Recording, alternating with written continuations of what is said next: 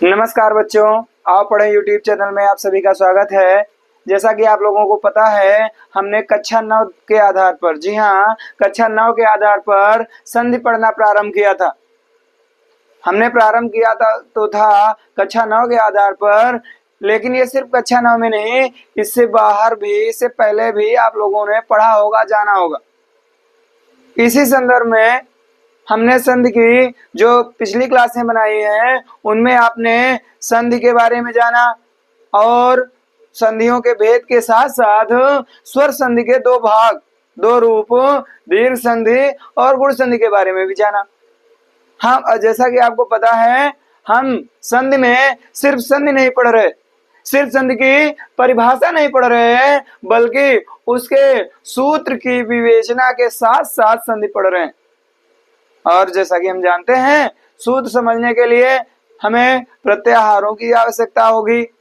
प्रत्याहार समझने के लिए आपको महेश्वर सूत्र की जरूरत होगी, और इसीलिए हमने वर्ण और महेश्वर सूत्र के बारे में पहले ही पढ़ लिया था। जिन बच्चों को नहीं पता है वो हमारे पिछले वीडियो में इसे देख सकते हैं। तो चलिए आज शुरू करते हैं अपनी संधि की तीसरी क्लास, और जिसके अंतर्गत आज हम पढ़ेंगे वृद्धि संधि। जी हाँ, आज हम वृद्धि संधि पढ़ने वाले हैं। और वृद्धि संधि पढ़ने से पहले, जैसा कि हमें पता है, किसी भी संधि को पढ़ने के लिए हम क्या करेंगे, हमें परवर्ण और पूर्ववर्ण की आवश्यकता होगी। बिना परवर्ण और पूर्ववर्ण के हम किसी संधि की पहचान नहीं कर पाएंगे। और परवर्ण पूर्ववर्ण कहाँ मिलते हैं? जब विच्छेद होता है। हमें विच्छेद करना आना चाहिए, विच्छेद करने के साथ साथ उसकी संधि करना भी है। जैसा कि हमें पता भी है, कुछ ट्रिक्स भी बताई जाती हैं, लेकिन सदैव याद रखिएगा कि ट्रिक्स हमेशा 100% काम नहीं करती। कैसे नहीं काम करती? जैसे पहले आप दीर्घ संधि है, दीर्घ संधि की ट्रिक क्या है? जहां पर आपको दीर्घ मात्रा दिखे, बड़ा आ, बड़ी ई, बड़ा ऊ और ऋषि की दीर्घ, ये मात्रा दिखे, वहां पर दीर्घ संधि होती है। जहां पर एक ही और अ की मात्रा दिखती है, वहां पर गुण संधि होती है। सॉरी, एक ही और ओ की मात्रा दिखती है, वहां पर गुण संधि होती है। लेकिन इसके साथ साथ यहाँ पर अर भी होता है और अल भी होता है। किंतु हमेशा याद रखिए, ये हमेशा काम नहीं करेंगी। कुछ ऐसे एग्जाम्पल्स मिल जाते हैं जहां पर ये फेल हो जाते हैं। जैसा कि आप आओगे गुण संधि में, आओगे, अभी तो हमने गुण संधि पढ़ा ही नहीं है। गुण संधि में हम आपको ट्रिक बताएंगे, और उस ट्रिक को जो नहीं 100% काम करती है उसको भी बताएंगे कि जो गुण संधि का ट्रिक है, गुण संधि की ट्रिक है, उसके अनुसार वो संधि वहां पर गुण होना चाहिए था, लेकिन वो निकलती है दीर्घ संधि। जैसे दैत्यारी, दैत्यारी में गुण संधि में बताया जाता है या वा राला, या वा रा ला। इनके पहले यदि कोई आधा वर्ण है तो वहां पर ऋण संधि होगी, लेकिन दैत्यारी में या से पहले आधा वर्ण है ता, लेकिन वहां पर दीर्घ संधि है। तो जब ऋण आ जाएंगे तो उसको विस्तार से समझ लेंगे। आज हमारा टॉपिक वृद्धि है, और दूसरा टॉपिक क्या था कि हम पहचान तो करें, ठीक है, किससे? ट्रिक से, लेकिन 100% हमारा इसी में हमारा तो जोर है कि बच्चों हमें 100% ट्रिक के भरोसे नहीं होना चाहिए। उससे पहले हमें उसका पूरा विश्लेषण, पूरी विवेचना, पूरा लॉन्ग मेथड समझना चाहिए, आना चाहिए।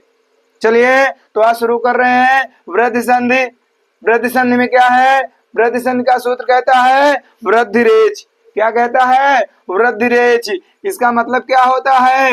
वृद्धि, वृद्धि और एच। जी हाँ बच्चों, वृद्धि और एच। अब ये है क्या? तो जब हम इसका विच्छेद कर रहे हैं तो वृद्धि और एच आ रहा है, और ये एच का तात्पर्य क्या है? तो जैसा कि आप जानते हैं, प्रत्याहार में एक प्रत्याहार है एच, है ना। ये कैसे बनता है? महेश्वर सूत्र में, महेश्वर सूत्र से बनता है। पहला महेश्वर सूत्र आपका है अयोड़, दूसरा है ऋलऋक, तीसरा है ए ओंग। जी हाँ बच्चों, ए ओंग से लेकर के ए ओंग और फिर ऐ औच, ए ओंग और ऐ औच। अब इस ए ओंग और ऐ औच में ए से शुरू करते हैं और चा तक जाते हैं तो हमें ये संज्ञा कोण को हटा करके मिलते हैं ए ओ ऐ औ। जी हाँ बच्चों, क्या मिल रहा है? ए ओ ऐ औ, यही हमारे एज प्रत्याहार है। जी हाँ, यही हमारे एज प्रत्याहार है। अब हमारी संधि क्या कह रही है? हमारी संधि कह रही है कि वहां पर वृद्धि होता है। कहां पर? जहां पर पूर्ववर्ण एच हो, अर्थात ए ओ ऐ औ में से कोई हो। लेकिन क्या संधि सिर्फ पूर्ववर्ण से हो जाएगी? पूर्ववर्ण से नहीं होगी। लेकिन यहाँ पर परवर्ण के बारे में नहीं कहा गया है, तो फिर क्या करेंगे?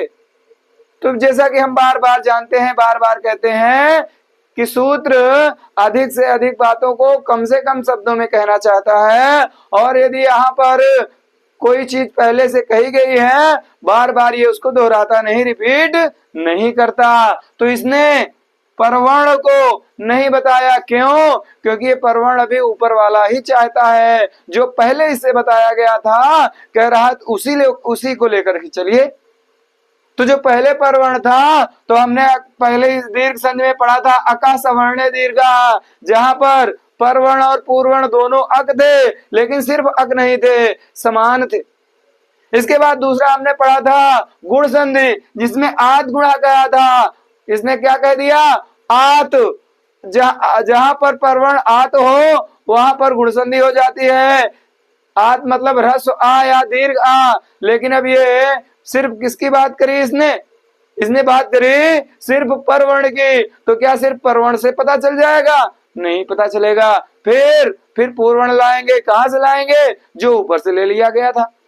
ऊपर अक कहा गया था, यहाँ अक ले लिया गया, लेकिन आ के साथ जब आ रहा था अक का, तो दीर्घ की कंडीशन पूरी कर रही थी।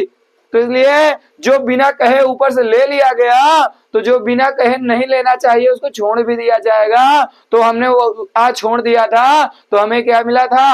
असमान वर्ण मिल गया था, असमान अक प्रत्याहार मिला था। तो कौन कौन से थे? ई उ और रिल री, ये 4 वर्ण थे। अब यहाँ पर जब वृद्धि संधि की बात हो रही है, तो इसमें जब सिर्फ आपको बताया जा रहा है किसका?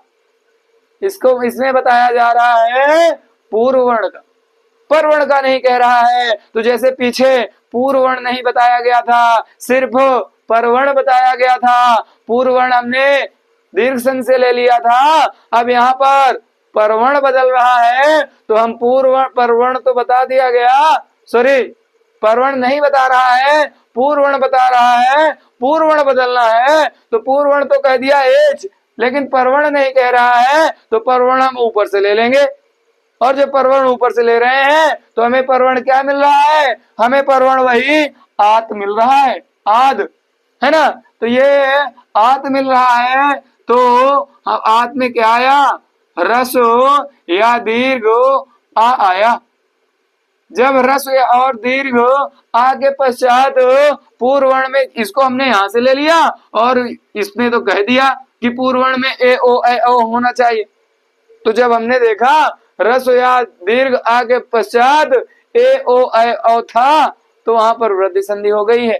अब वृद्धि संधि क्यों हो गई है? क्योंकि ये वृद्धि संज्ञक वर्ण है। जैसा कि हमने पहले बताया था कि ह्रस्व आ ए ओ गुण संज्ञक वर्ण है, दीर्घ आ ऐ औ ये वृद्धि संज्ञक वर्ण है, और इनके यहाँ पर होने की वजह से इस संधि का नाम वृद्धि संधि कर दिया गया है।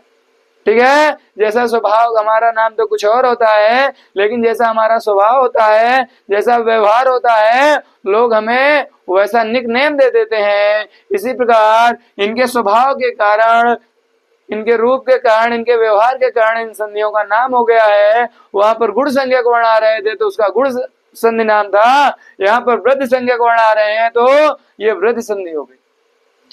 अब परिभाषा देखते हैं। परिभाषा आप पहले भी देखे होंगे, समझे होंगे, अब अच्छे से समझ लेंगे। क्या कह रहा है? जहां पर परवर्ण, परवर्ण मतलब ये परवर्ण, जो पहले शब्द आ रहा है उसका अंतिम वर्ण, ये क्या हो, रस या दीर्घ आ हो, मतलब वही आत हो जो गुण में था, यहाँ पर वही चल रहा है। उसके बाद क्या कह रहा है, इसके पश्चात पूर्व वर्ण क्या हो, एच हो। कैसे, देखिए कह रहा है ना, वृद्धि, वृद्धि रेच, वृद्धि एच, एच यहाँ पर कह दिया गया है, तो एच प्रत्याहार यहाँ पर ले लिया गया। इसको नहीं बदलना था तो उसकी बात नहीं करी गई, तो हमने एच में क्या क्या लिया, ए ओ आए ओ, और इसके बाद क्या किया, कह रहे हैं यहाँ पर आए तो वहां पर वृद्धि संधि होती है, मतलब ये सिर्फ अभी पहचान बता रहा है।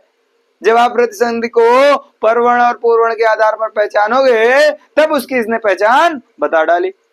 अब इसके पश्चात क्या कह रहा है, जब अब संधि करेंगे तो संधि भी करना पड़ेगा ना, तो संधि करेंगे तो कैसे होगी, क्या होगी, तो संधि हमारी होगी रस आ या दीर्घ आ, वही आत पूर्ण संघ से जो लिया गया था, इसके पश्चात ए या अय आए तो वहां पर क्या बनते हैं, वो वृद्धि संज्ञक सदैव बनते हैं, अय बनते हैं। और जहां पर रस आ या दीर्घ आ के पश्चात ओ या औ आए वहां पर औ बनता है। समझ गए। अब ये कैसे आएंगे, एक एक चार चार कंडीशन में आएंगे। और यहाँ पर आपको बता दें, आप जो अभी तक क्या था, इस संधि के पश्चात बदलेगा कुछ, ये लास्ट है क्या, यहाँ पर जो स्थानीय वर्ण है, जो परवर्ण और पूर्ववर्ण स्थानीय जो हमें दिखते हैं, जो होते हैं, वो दोनों हटते हैं, इसके पश्चात सिर्फ एक हटेगा। जैसे यहाँ पर आप देख लीजिए क्या है, आ रस आ के पश्चात ए आया है, जो ये आद्य है, आद्य और एव, ये कैसे हुआ है, इसका एग्जाम्पल आप देख सकते हैं। इसका क्या हुआ है, जो अद्यव है, क्या है, अद्यव। अब इसमें क्या हुआ है, या आया है ना, ये कैसे आया है, आप देख लीजिए यहाँ पर अय है, अय आया हुआ है। अय का मतलब ये है कि इसकी चार कंडीशन बनी होंगी, क्या ये रस आ से मिलकर बना होगा, या रस आ के साथ ए से मिलकर बना होगा, या दीर्घ आ के साथ अय रहा होगा, अथवा रस आ के पश्चात अय आया होगा, या दीर्घ आ के पश्चात ए आया होगा। और इन कंडीशनों में हमारा क्या क्या बनता है, इन कंडीशनों में पहला देखिए, जब ये यहाँ पर आ हट गया था तो यहाँ बचा क्या था, इधर बचा था आद्य, है ना, ऐसे, और इधर क्या बचा था, इधर बचा था, यहाँ से है ना, ये सिर्फ वह बचा था, वह बचा था। इसीलिए हमने जब संधि शुरू करी थी हमने कहा था वर्णों का सिर्फ मेल नहीं होता, दो शब्दों का सिर्फ मेल नहीं होता, हर जगह सार्थक शब्द का मेल नहीं होगा। अब बताइए, है ना, इसलिए आगे और मिलेंगे, उपसर्ग मिलेंगे, है ना, तो उसको देखेंगे। देखो अब यहाँ से अय हटा है, अब इसको जब काट के दोनों तरफ बांटेंगे तो क्या होगा, जब रस आ इधर आएगा तो ये क्या हो जाएगा, ये हो गया आद्य, है ना, और ये वा से पहले ए लग जाएगा रस, तो ये हो जाएगा ए। इसके बाद जब ये दीर्घ रहा होगा तो ये हो जाएगा अद्या, और इधर हो जाएगा अएव, है ना। अब चौथी कंडीशन, इधर अद्य रहेगा तो इधर हो जाएगा अएव, और इधर अद्य होगा तो इधर हो जाएगा एव। चार कंडीशनें हैं, है ना, तो यही देख लीजिए। अभी ये सार्थक शब्द बन रहे हैं, ये लास्ट है, अभी ये तो सार्थक बन गए हैं, लेकिन अब इसके बाद सार्थक शब्द नहीं बनेंगे, अब उपसर्ग और प्रत्यय की शुरुआत हो जाएगी, ठीक है। अब इसके पश्चात यहाँ पर देखिए हमारे चार ऑप्शन मिल गए हैं, चार ऑप्शन, अब इनमें से कोई एक सही है। अब बताइए इन चारों में से कौन सा सही होगा, तो यहाँ अभी आप सार्थक वाली ट्रिक लगा सकते हैं, और जब वहां पर लगाओगे तो अद्य आज होता है, एव ही होता है, इसके पश्चात अद्या नहीं होता है, ये गलत होता है, अयव ये भी गलत होता है, इसके पश्चात अद्य मतलब आज, ये तो सही है, अयव ये नहीं सही है, अयव नहीं होता, एव होता है, एव मीन्स ही, है ना। इसके बाद अद्य एव, है ना। सॉरी, ये इसमें क्या हमने गड़बड़ कर दी। अच्छा, इधर चलिए आप देख लेते हैं, जो इधर ह्रस्व आ था और इधर ह्रस्व ए था, इधर दीर्घ था, इधर दीर्घ था, इधर ह्रस्व था और ह्रस्व के बाद दीर्घ था, इधर, हाँ ये गड़बड़ हो रहा है। वही तो हमने कहा, ये क्या गड़बड़ कर दिया। इधर दीर्घ होना चाहिए, दीर्घ के बाद ए होना चाहिए, 2 बार कंडीशन सही हो रही थी ना। हाँ, तो ये देखिए यहाँ पर अद्या और एव, अद्य भी ये ग्रुप गलत है ना। ये तो ये वाला तो सही है लेकिन ये गलत है, इसलिए ये पूरा का पूरा ऑप्शन गलत हो जाता है। यहाँ पर अद्य सही है लेकिन अयो नहीं सही, अद्य तो सही है लेकिन अयो गलत है और इसीलिए ये पूरे का पूरा आपका गलत हो जाता है। यहाँ पर अद्या ही गलत है ना, और अयो भी गलत है, तो ये तो दोनों ही गलत हैं, तो इनमें तो कोई सवाल ही नहीं उठता। बचता है ये पहले वाला अद्य और एव, इसीलिए यहाँ पर अद्य और एव सही है।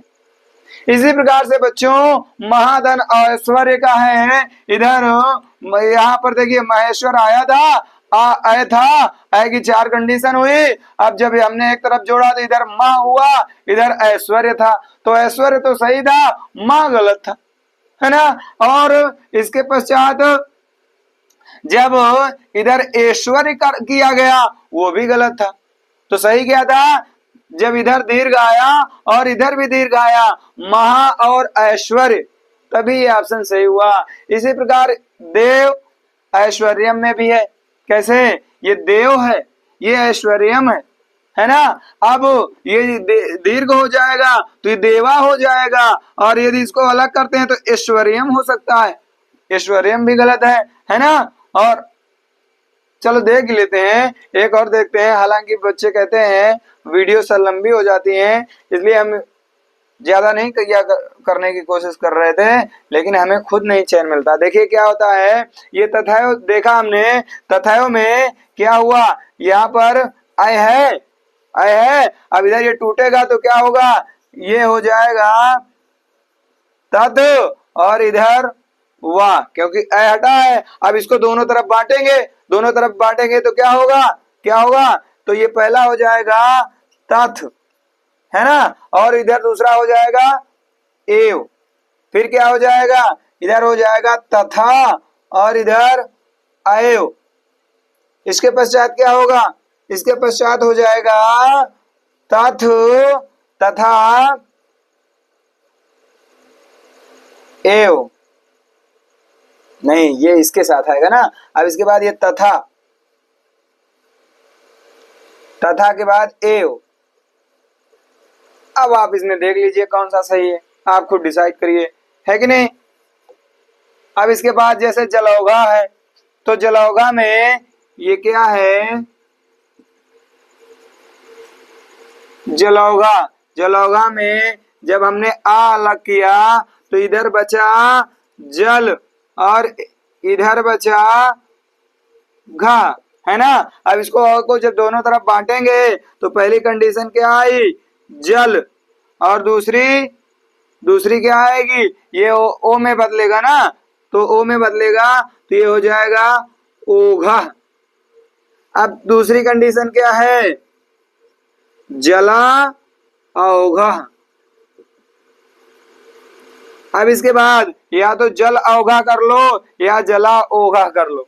अब आप ही डिसाइड करिए कि जल और ओघ सही है कि क्या सही है कि नहीं। अब